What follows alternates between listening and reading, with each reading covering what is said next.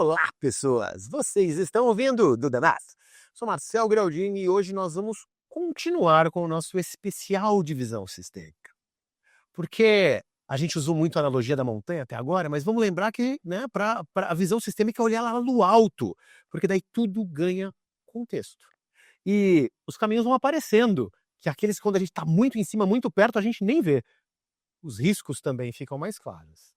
E as escolhas se tornam estratégicas, não reativas. Hoje vamos explorar o poder de subir a altitude mental para liderar essas organizações mais complexas. Quem é a empresa e o convidado que está aqui conosco hoje para falar de complexidades? Vamos lá. Tá com a gente hoje aqui o Gustavo de Carli, Head de Atendimento em Canais Digitais da TecBan. Gustavo, muito bem-vindo. Obrigado por estar aqui com a gente. Obrigado. Vou pedir para você comentar brevemente sobre a TecBan, porque eu tenho certeza que todo mundo utiliza, ou muita gente já utilizou, mas não vai associar o nome da TecBan. Gente, obrigado pelo convite, é um prazer estar aqui com vocês. Bom, a TecBan todo mundo deve conhecer, deve ter usado em algum momento da sua vida o Banco 24 Horas, né? E esse é o nosso maior produto, né? Aqui mais conhecido, nacionalmente conhecido. A TecBan tem um pouco mais de 40 anos, a gente está no mercado atendendo bancos, instituições de meio de pagamento, a gente tem agora um hubzinho digital também, que atende outros segmentos de cliente, e estamos indo também para o mercado com um produto menorzinho aí, que é o Mini Banco 24 Horas, para atender locais onde a gente não chega com o ATM, né, com a máquina, o vermelhinho mesmo, nesses lugares. Então todo mundo acho que conhece o Banco 20, a TecBan, de algum modo. Talvez com esse nome. Não com esse nome, mas conhece, utilizam o produto. Não, e já entenderam que a gente está falando que a TecBan é um sistema que liga sistemas. Então, assim, pensar dentro da caixa certamente não é uma opção para vocês lá dentro. Não, né? nunca é. Não dá, não é possível. Mas, eu acho que antes da gente entrar aqui no ponto, não é só a TecBan que a gente pode olhar como uma visão holística ou algo mais multifacetado. Tua carreira também, assim, né? Porque quando a gente conversou, você passou por CX, canais digitais, produto, operações, PMO, tá em atendimento. Então, por si só, a gestão que você deu para sua carreira, da sua formação, algumas posições, ela também te dá uma visão multidisciplinar, vamos dizer assim. O que te levou para essa experiência multifuncional? Eu acho que foi mais as minhas dores do dia a dia de trabalho mesmo, né? Eu me formei em tecnologia, comecei trabalhando na época que a gente tinha análise de requisito, que a gente fazia aqueles documentos maravilhosos, casos de usos e tudo mais. Nem sei o que é isso. Deve ser antes da minha época, eu não era nascido. Eu sofri bastante escrevendo especificação técnica funcional e tudo mais, e acabei me apaixonando por produto. E foi quando a gente começou a falar sobre produto naquela época, acho que foi 2012, sei lá, por aí, 2010. E aí eu comecei a mergulhar mais na área de produto, entender mais o cliente. Comecei a minha carreira lá na TecBan, né? E voltei agora recentemente. Quando eu saí de lá, eu fui para uma empresa onde eu comecei a estar mais perto do atendimento. E aí eu comecei a juntar realmente tecnologia com o cliente, né? E começar a fazer essas pontes. Quando eu comecei a perceber que faltava um ponto a mais, que era a operação, não adianta você saber muito de tecnologia se você entende muito do cliente, mas você não sabe como você operacionaliza aquilo. Então foi aí que eu aceitei o desafio de ir para uma outra empresa para trabalhar na operação mesmo, indo para o Rappi, que aí é outro mercado, completamente diferente. Apesar de ser Rappi Bank, né, é uma vertical ainda bancária, mas indo numa linha bem de operação, de processo, como que a gente faz mais com menos, nada do que a gente não fala hoje em dia também, né, fazer mais com menos, isso é o que a gente busca o tempo todo. Mas eu acho que essas dores que eu tinha de entender operações me fez buscar uma carreira onde eu pudesse aprofundar mais lá e eu fazer o upskilling mesmo da minha jornada, assim. Então eu acho que a minha carreira foi muito mais as dores que eu sentia nas cadeiras que eu sentava, do que, assim, propriamente dito, uma estratégia de desenvolvimento de carreira. Era muito mais, puta, eu preciso desenvolver agora uma coisa que eu não tô conseguindo, eu preciso sentar nessa cadeira.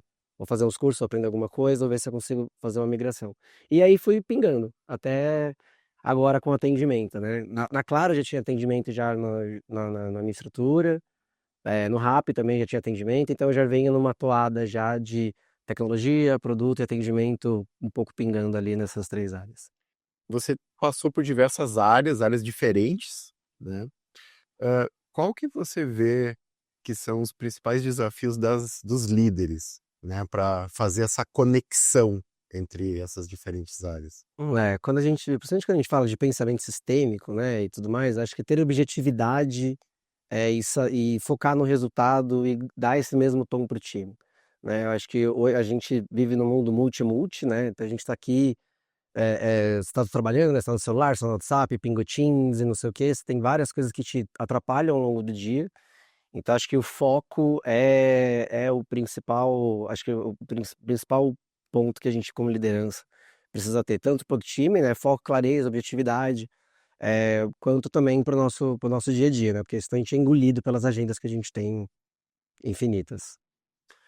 Você está hoje, principalmente, quando falando ali em atendimento e canais digitais, você acaba sendo um elo de ligação de muitas coisas, né? Sim. Porque é vender mais, pode ser, é resolver um problema de ponta. Então, tem aquela coisa de conseguir fazer fluir dentro da organização também. Ali não é só atender cliente, não é só resolver problema. Estou trazendo isso porque uma das coisas que eu fico pensando é que você consegue perceber os desafios, né, de forma mais clara por causa do local, como de conectar a operação com a experiência e a estratégia. Quais são esses desafios? Não estou falando na TechBan, mas uma visão uma visão maior, assim, tipo, mais generalista. Quais são esses desafios de conseguir conectar? Eu acho que quando você está numa área de atendimento, e aí como eu já tive algumas outras áreas, eu consigo ver alguns contrastes, né. Você não só é motor de dados, né, porque eu estou ouvindo o cliente, então a primeira pessoa que reclama é o cliente. Se fez uma implantação em produção, e deu algum efeito colateral, quem vai sentir é o cliente. Então eu acho que dentro do atendimento, a gente precisa ter essa visão de conseguir conectar a necessidade do cliente, a necessidade do negócio, o seu motor de dados para dentro da empresa, e garantir que isso e fazer um PMOzinho, né, a gente garantir a operacionalização também dessa esteira. Então, por exemplo, hoje eu sinto uma grande dificuldade mesmo da gente quando a gente fala de IA, né, que hoje todo lugar que você vai vira IA, IA, IA, IA, IA. Como que você, fala de inteligência artificial se você não tem um básico bem feito, que é o seu processo mapeado, identificado as dores que você tem, identificado os gargalos que você tem e como que você destrava esses gargalos? Então, eu acho que, são alguns desafios que hoje, eu tenho na minha carreira no atendimento especificamente, mas que também eu vejo que outros colegas de outras áreas, inclusive de outras áreas que eu também já trabalhei, a gente está no meio que numa mesma toada, assim. O primeiro caso de uso que o pessoal pegou lá, tem aquele estudo da McKinsey, dos 4 trilhões de que a economia de IA ia gerar e tudo mais, o primeiro caso de uso é atendimento. Eu falei, Isso na veia. eu olhei aquilo e eu falei: "Vai ser o último a ser implementado". Porque tem uma coisa, assim, muito tempo trabalhando com tecnologia e marketing, gente, tem uma coisa que toda área não gosta de trazer pra mesa. Tem uma outra área que é a área que o pessoal foge, chama governança. Só que o ser humano consegue, quando quer, em alguns cenários, ter bom senso. A máquina não. Então, você falou do básico bem feito, pra mim a IA tem um problema, ela aumenta o básico. Exato. Porque se a política não estiver bem escrita, bem desenhada, bem definida, cara, tu pode pegar. Ah, não, a gente pega as políticas e põe pra treinar. E ela. Você revisou? É assim que as pessoas fazem? Tá aderente? A gente sabe que não tá. Se fizer essas perguntas pra. A gente sabe que todo mundo fugiu da governança todo tempo que pôde, e agora não é opção. Tava no Money 2020 em novembro último agora. Novembro não, outubro, né? Foi outubro último. E uma coisa que, cara, era todo lugar, todo, assim, IA e blockchain parecia que eu não tava no evento de mercado financeiro. Cara de vaca, parecia. Era um evento de tecnologia. IA e blockchain em todas as palestras. Todas elas. 100% das vezes o cara não falava que o risco era governança, alguém perguntava: qual é o maior risco que você está vendo para implementar? Governança política. Governança política. Mas o básico aumenta. E é o que você falou, que se o básico bem feito, se o teu processo nem tá mapeado, não adianta. Porque uma coisa é fazer para dentro de casa. Vamos fazer, vamos deixar, mas não chega no cliente. Você tá no cliente. Como que você escala isso, né? Acho que esse é um grande ponto, né? Eu falo muito de assim, garbage in, garbage out, não adianta. Se você não tem o processo muito bem desenhado, né? Eu falo muito de processo, acho que atendimento é processo, né? É 100% processo. Então, a IA vai ajudar a gente, no meu ponto de vista, né, a resolver problemas que são recorrentes, problemas que são comuns. Agora, a partir do momento que você precisa criar um senso crítico a partir de um ponto de vista de um problema específico, não dá para se terceirizar para uma IA. E aí, uma coisa que eu toda hora eu falo cadê o ROI disso, né? Então, a gente precisa buscar realmente o retorno sobre o quanto que a gente está investindo quando a gente fala em IA. E é claro que no atendimento, quando você fala de URA, por exemplo, que a gente tem URA, sei lá quantos anos, 30 anos a gente tem de URA, 20 e poucos anos a gente já tem URA. A URA já resolve bastante coisa no telefone, mas o perfil dos nossos clientes tem mudado, né? A gente está saindo do telefone, do telefone voz, né, e indo para o digital, indo para o WhatsApp, indo para o chat, para os canais digitais. Então, como que você coloca inteligência para que também essa sua URA do digital funcione? Então, aí eu acho que é aí onde a IA ganha o jogo, né? Então, mas, de novo, você tem que ter processo bem feito, você tem que ter uma governança para garantir que você não está colocando lixo no seu RAG, lá no seu ambiente onde a sua IA vai aprender. E acho que isso é um trabalho evolutivo e que é o desafio das companhias, pelo menos das que eu passei até hoje. Eu adoro o ROI. Assim, tipo, a MEF a gente costuma falar que sem métrica a gente não trabalha. Não é mentira. Porque o time não sabe o que fazer. Nosso processo é medido nas métricas de sucesso. Então, se não tem métrica de sucesso, o time chega e não sabe o que fazer. Nem sei de pra onde eu tô indo. Nosso template não serve pra nada. Você não tem uma métrica que guia, não serve pra nada. Aí tu tem que buscar ROI no atendimento. A minha percepção, por isso eu falei que eu ia furar, que agora eu tô tendo a minha percepção, não certo, zero dado no que eu vou falar. Mas a minha percepção é que na hora que tu sai da URA e você começa a trazer o atendimento para um atendimento cada vez mais digital, ele continua sendo real time porque o cara tá te esperando falar no WhatsApp. Não é assim, ele mandou uma mensagem que é daqui 10 horas, ele quer agora. É agora. Né? Mas você já atende mais de uma pessoa. E talvez ela é agora, mas ela é espaçada. Então, aquele marco que, o teu TMA de atendimento, se você reduz, isso dá ROI porque você atende mais gente com o mesmo custo, a minha percepção é que todo o modelo que foi criado às áreas de atendimento, financeiramente falando, o modelo financeiro que se estrutura, ele tá tendo que ser refeito. É real isso? Sim. Eu acho que quando a gente fala de atendimento, né, a gente olha o quê? Né? Tempo de atendimento, tempo de fila. Então, eu preciso atender meu cliente rápido, principalmente quando você tem decreto saque, né, que você tem que atender ali num tempo específico de fila. Eu preciso ganhar produtividade, eu preciso garantir que o meu atendimento flui e meu cliente seja atendido.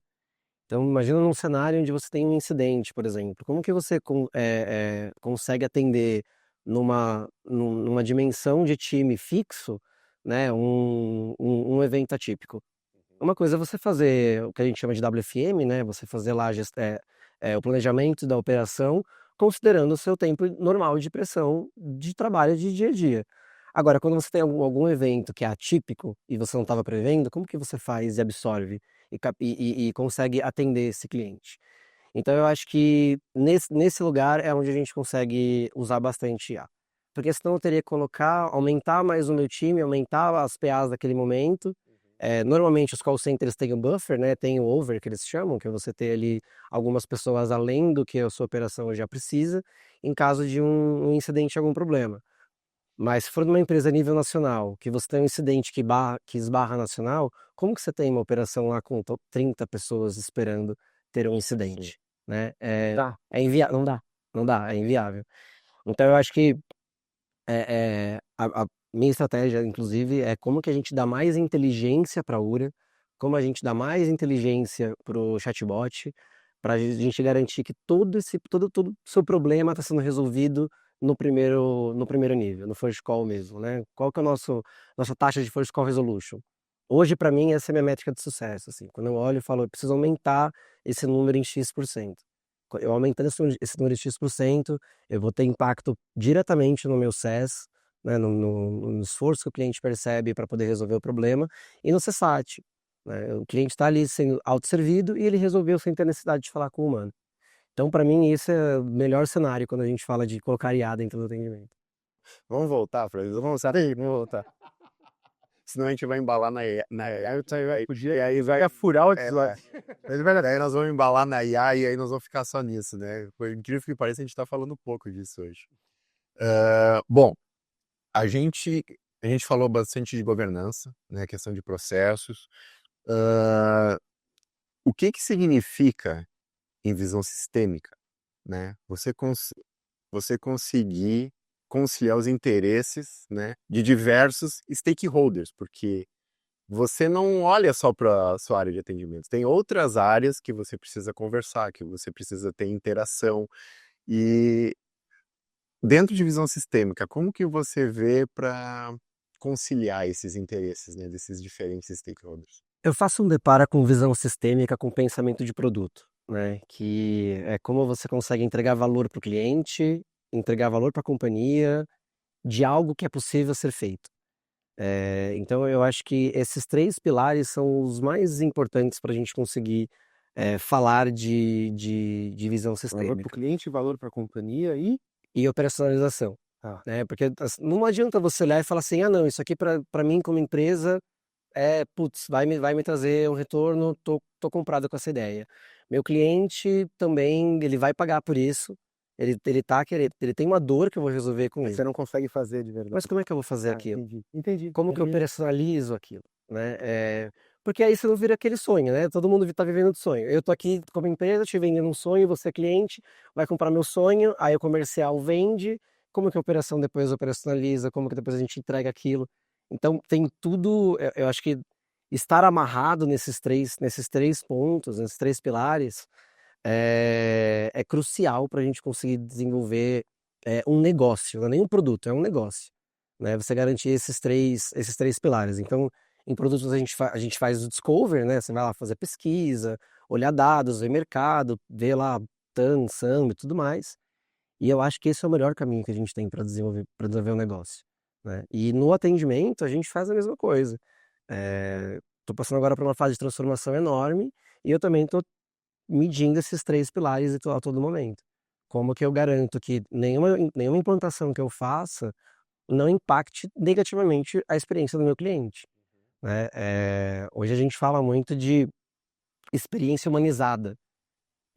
A gente digitaliza tudo. Vou pôr IA em tudo, vou colocar chatbot aqui e ali.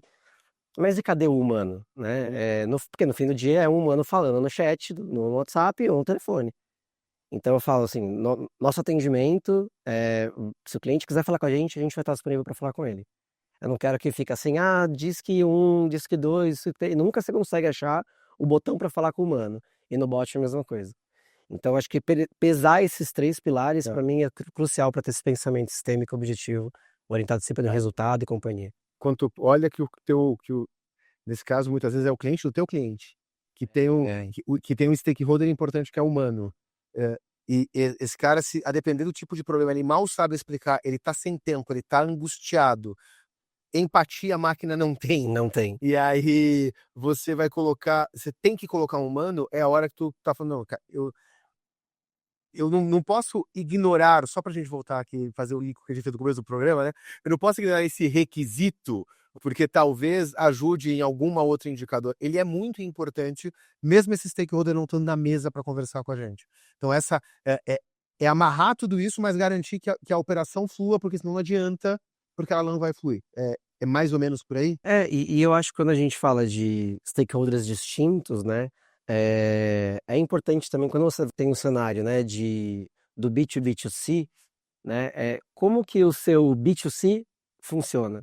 Então eu acho que não é reinventar a roda, porque normalmente o seu cliente já conhece o consumidor dele, então como que você atende? Qual que é o tom de voz que você usa? Qual que é o tipo de cliente que você, qual que é a persona, ou a própria persona, ou se tiver ECP melhor ainda, mas qual que é o seu tipo de cliente para poder absorver isso e dentro do que for possível no nosso ecossistema, seguir nesse mesmo modelo, né? Para que a gente não trunque e não quebre a experiência do cliente. Tá. Porque senão não adianta eu ter, por exemplo, um cliente de um banco digital super descolado e moderno, que ele usa uma linguagem, e aí você cai num atendimento do B2B2C, e aí o atendimento super mais formal, com uma linguagem mais formal, com um texto mais bem cara de script mesmo. Né? Então, e o cliente sente na ponta. Né?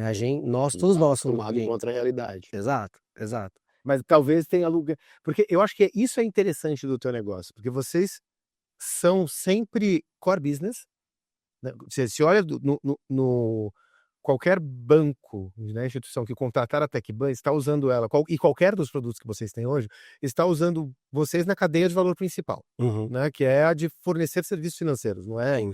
Mas o atendimento é de atender para algum serviço financeiro. Exato. Então, você está sempre aí. E na hora que você entra dentro desse processo, ainda assim, o sistema que o cliente está operando para manter essa coisa do porquê a complexidade, que eu te falei, vocês são um sistema que se encaixam em outros, aquele cliente ainda está trabalhando ou no banco incumbente ou na fintech que ele está acostumado.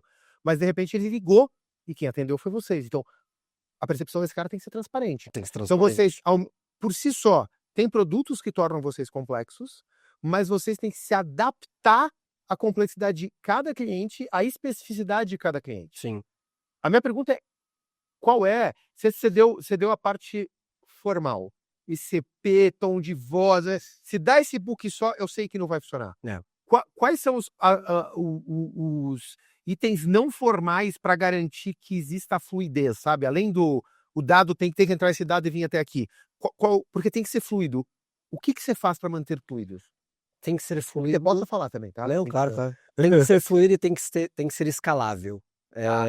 E acho que eu colocaria até no meu cenário, né? Eu colocaria até escalável no primeiro momento, numa prioridade 1. Porque se for fluido, mas for específico para cada cliente que eu tenho, eu vou ter que ter centrais específicas para cada um desses clientes. Então, essa é a complexidade. E aí você imagina, tem clientes que consomem X do atendimento e tem clientes que consomem X ao cubo. Num dia normal, sem nem nada de pico. Dia natural, e são tons de voz diferentes. Um é um cliente que está ali mais orientado é um cliente de banco de investimento, não é um cliente de varejo, o outro é um cliente de varejo, o outro é um cliente outro já é um digital, o outro já é um banco que tem mais serviço social. Então, essa diversidade de tons de vozes que a gente tem é o maior desafio, né? Porque como que eu também consigo dar essa fluidez para todos esses tipos de clientes que são muito Tá. diferentes entre si. Então é primeiro escalável, depois fluido. É isso que você tem que pensar. Primeiro escalável, depois fluido. Porque senão eu tenho aí, de novo, né? Tem que criar micro-operações para conseguir atender a especificidade de cada. Toda a vantagem de você estar assumindo a operação e não o outro banco acaba, porque se vai fazer uma operação do mesmo tamanho que eles fariam Exato. interna, tu tem os mesmos problemas. E aí eu não dou eficiência, que é o que eu estou prometendo para eles, né? Então, até quando a gente fala de TecBan, né? A empresa foi construída pelos bancos no objetivo de como que os bancos ganham mais eficiência, mais produtividade e não se preocupam com algo que não é core bancário, que é o ATM na rua, né? Então acho que está intimamente ligado à nossa missão da empresa, como a gente consegue ser escalável, garantindo a qualidade, né? Então acho que esse é o balanço que a gente tem que fazer o tempo todo.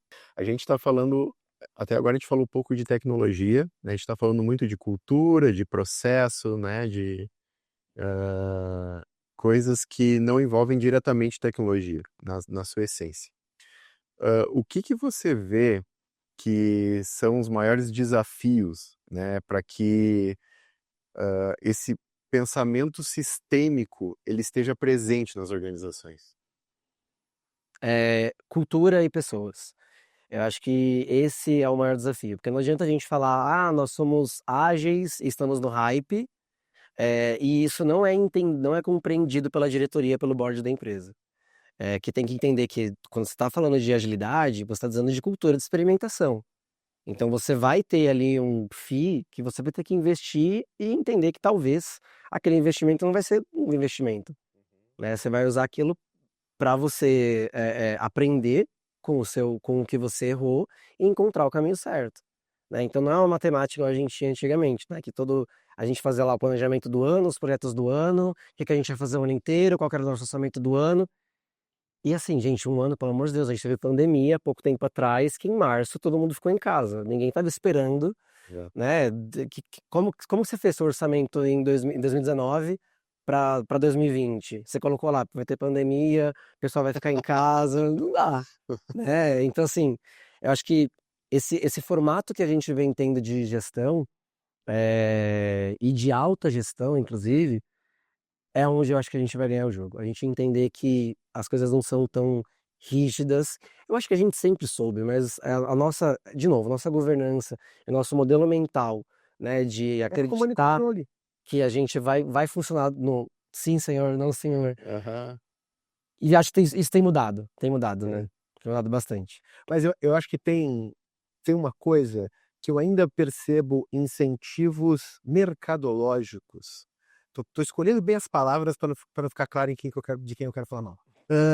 Que, que, que, que jogam contra, sabe? A gente teve uma pesquisa que algumas entidades chegaram no mesmo número,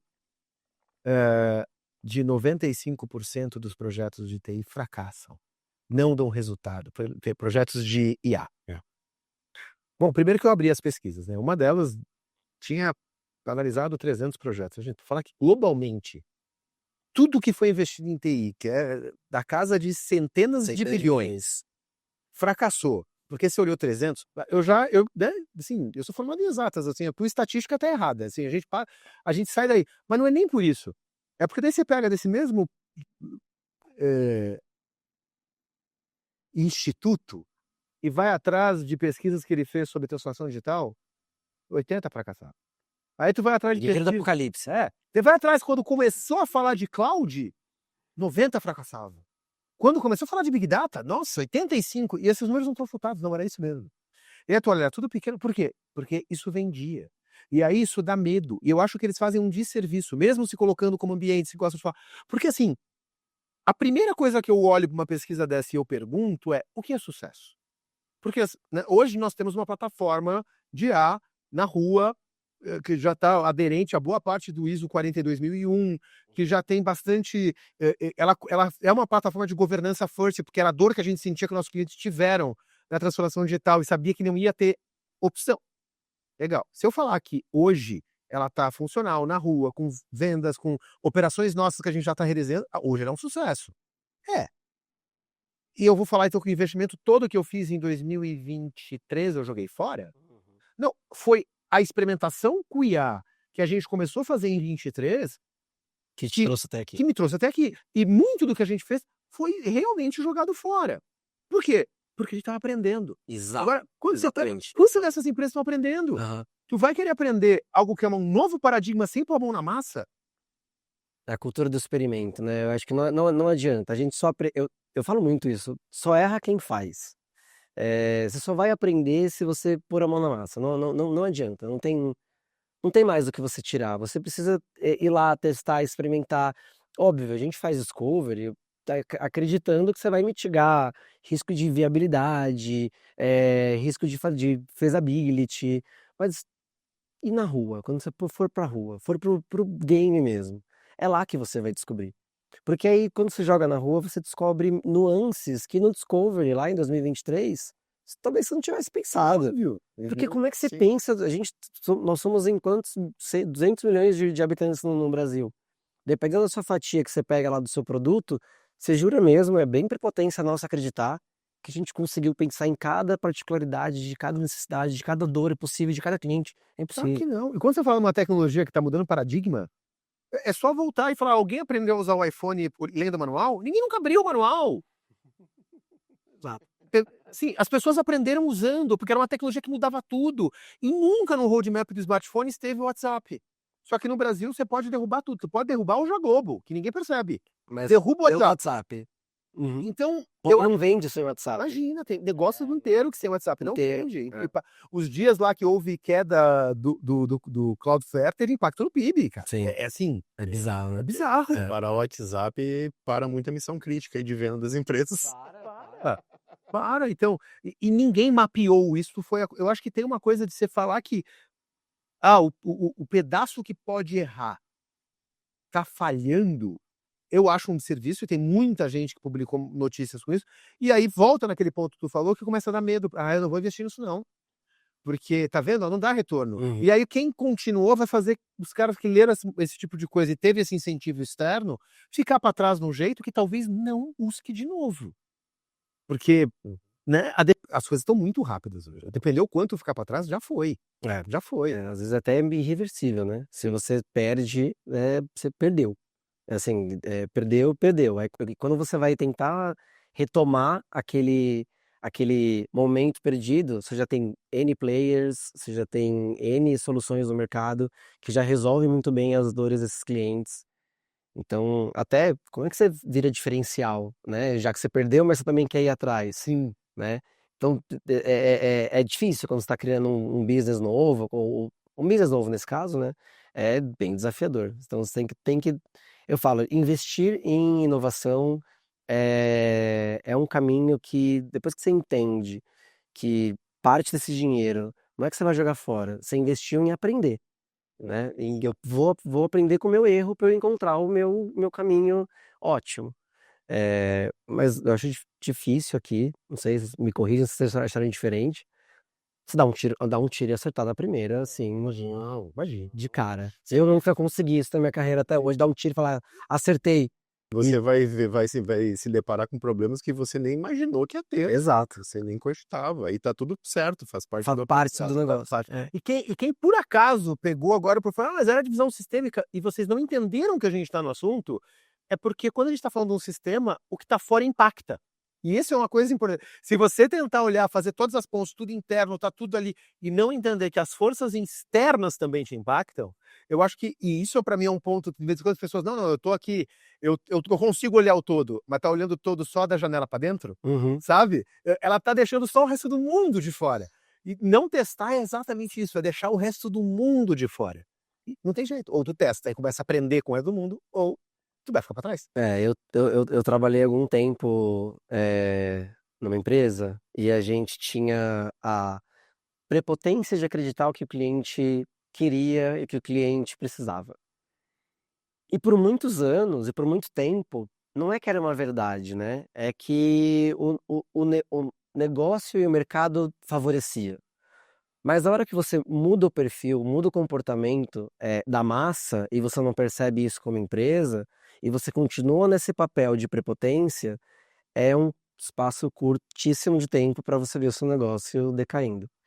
Então, eu acho que quando você precisa estar todo o tempo mapeando o seu território, né? E não só para você buscar novas oportunidades, nem nada disso, mas para você entender o que está mudando do seu cliente, né? A gente tinha um comportamento onde 90% do atendimento, puxando sardinha para minha área agora, era voz. Agora você está indo para um lugar completamente diferente, onde 20% você vai estar em voz e 80% você vai estar nos canais digitais. É esse número mesmo? 80-20 hoje? É 80-20, 80-20. É um número muito grande. E assim, óbvio, né? Depende de você tem cada vai ter uns negócio, cortes que vão ser sim, diferentes, né? mas- Que aí muda. Mas a gente tá saindo de 80-20 para 20-80, né? E esse é o desafio, né? Principalmente de empresas que atendem o consumidor final. E é um desafio enorme, enorme, enorme, enorme. E aí você imagina que, trazendo agora para o meu cenário, que eu tenho clientes que são digitalizados, consumidores que são digitalizados e consumidores que não têm ideia da digitalização, né? Como que você E você tem que atendê-lo. Isso tem que atender. Isso tem que atender, ser regulamentado, tem Banco Central, tem decreto 11.000, você tem uma série aí entra em governança e compliance que você tem que cumprir. E como que você faz isso se você também tem experiência do cliente, resultado da operação, resultado da companhia? Então esse é o balanço aí que o tempo todo eu no atendimento preciso ficar preocupado. E como como que vocês fazem no processo de vocês para atender essas múltiplas demandas, né? Porque você tem o físico, você tem o cara que tá te ligando, esse perfil que você falou, que é o cara que vai te ligar sempre. Se de repente você vai ter que ter um tratamento um pouco mais formal, uma forma de atender diferente. E na outra ponta você tem o cara que só quer ser atendido digitalmente, tem uma linguagem que um banco digital já está acostumado a conversar com ele de uma forma mais descolada, enfim, né? Que seja o perfil dele. Como é que você faz para ter eficiência nisso, né? Garantir a eficiência? Hoje a gente vem numa estratégia de omnichannel grande, né? Em como que eu estou presente em vários canais de forma integrada. Então, eu acho que esse é o ganho do jogo, é garantir que o Gustavo quer ser atendido no inbox do Instagram. Ele usa o Instagram é o canal dele.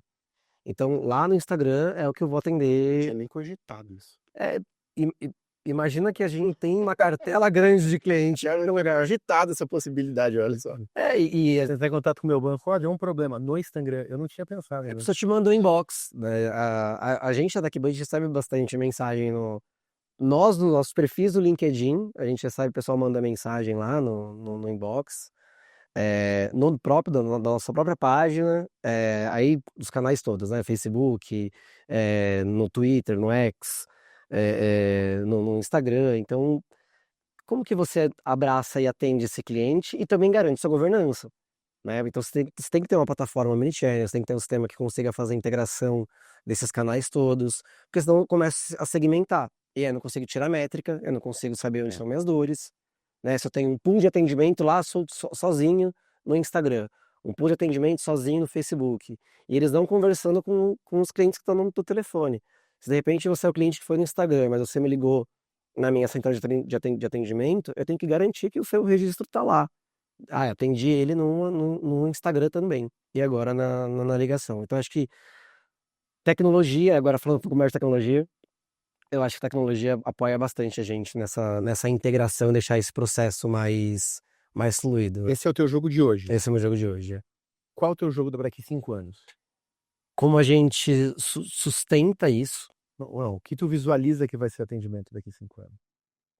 Eu acho que a gente vai ter um cenário bem diferente do que a gente tem hoje. Essa foi difícil. Né? Essa foi, mas eu acho que a gente vai ter um cenário bem diferente.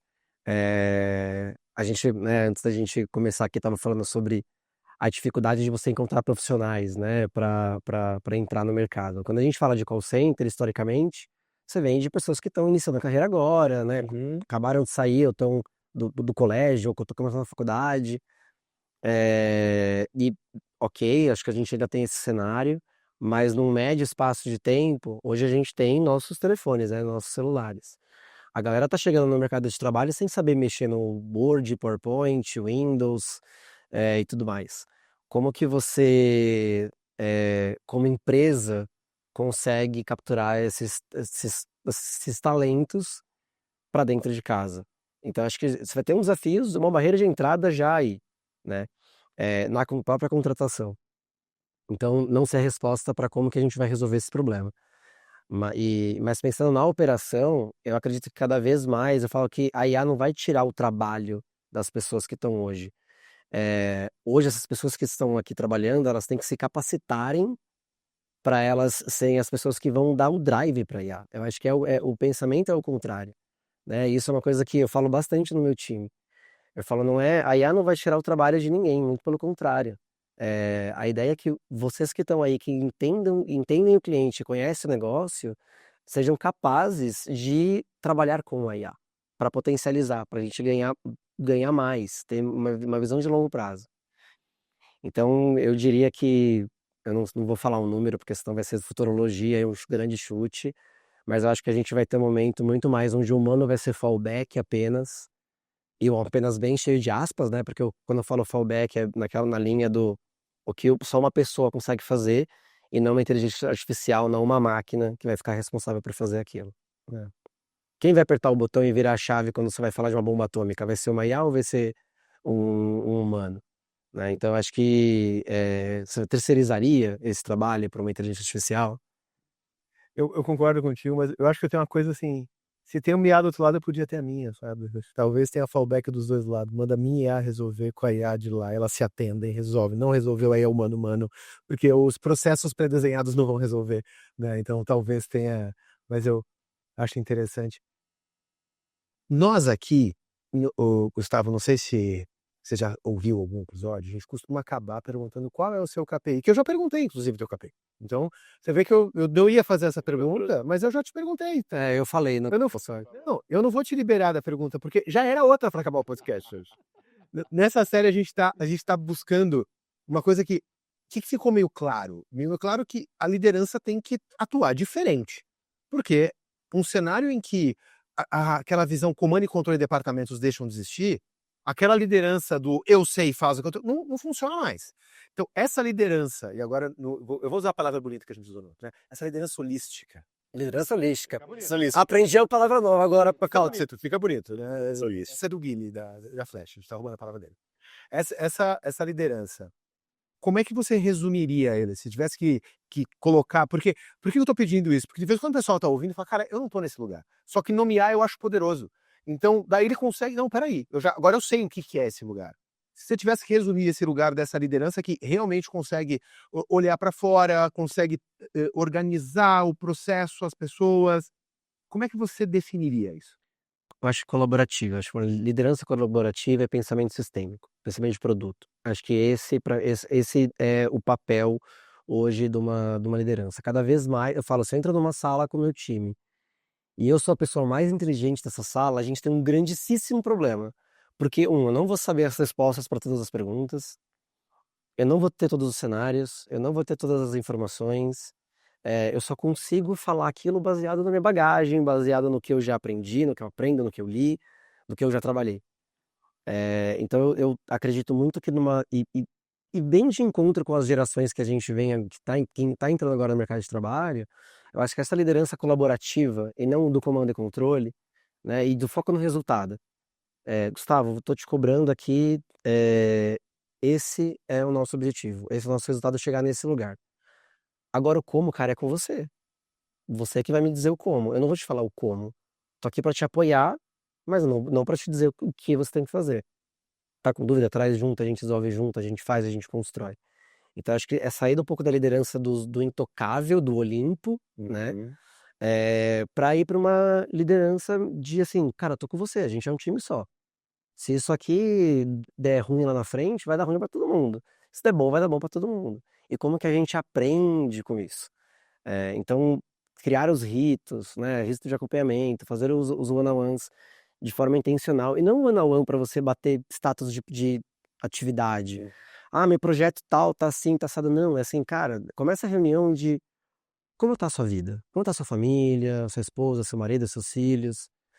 Eu acho que trazer uma gestão mais humanizada faz total diferença, né? Eu não sou o Gustavo em casa diferente do Gustavo no trabalho. Se eu tiver que ser essa pessoa, eu dificilmente vou conseguir me adequar àquela empresa. Então, carregar essa identidade, trazer sua malinha de casa para dentro da empresa e a liderança te possibilitar, a cultura da empresa te possibilitar isso, assim, é o jogo que eu jogo hoje com o meu time e que eu acredito que faz diferença, assim, no final do dia. Muito bom, hein? Muito bom, né? Bom, Gustavo, a gente tá chegando no final do episódio. Passou rápido. Passou muito rápido. A gente poderia ficar falando, mas a gente tem, né? Tem um tempo que a gente precisa cumprir. E eu gostaria primeiro de te agradecer por estar Obrigado. com a gente e que você compartilhe como é que as pessoas falam com você nas redes, né? LinkedIn, por onde é o melhor? LinkedIn, Instagram, eu tô sem Instagram, virei um ET. Então eu tô sem Instagram, desde fevereiro eu fiquei sem Instagram. Desabridei minha conta, falei assim, deixa eu Vou testar. ver como é minha vida sem isso. Já vinha uma baixa, falei, deixa eu ver como é que é sem. Desliguei e foi melhor, comecei a ler revista, comecei a fazer outras coisas. Meu LinkedIn é Gustavo De Carli, né? Tô lá disponível no LinkedIn e sei lá, não tem mais Instagram, não tô vendo um alienígena mesmo. LinkedIn. LinkedIn. Embaixo, se Deus quiser conversar contigo. Quem não gostou, não esquece de mandar para um amigo 5 estrelinhas no teu agregador. É só o que a gente pede. Está no YouTube, curte, comenta e compartilha, que é isso que vai fazer a gente colocar essa mensagem para mais gente. E A gente se fala no próximo episódio. Valeu para vocês que chegaram com a gente e muito obrigado. Obrigado, que agradeço, gente. Obrigado.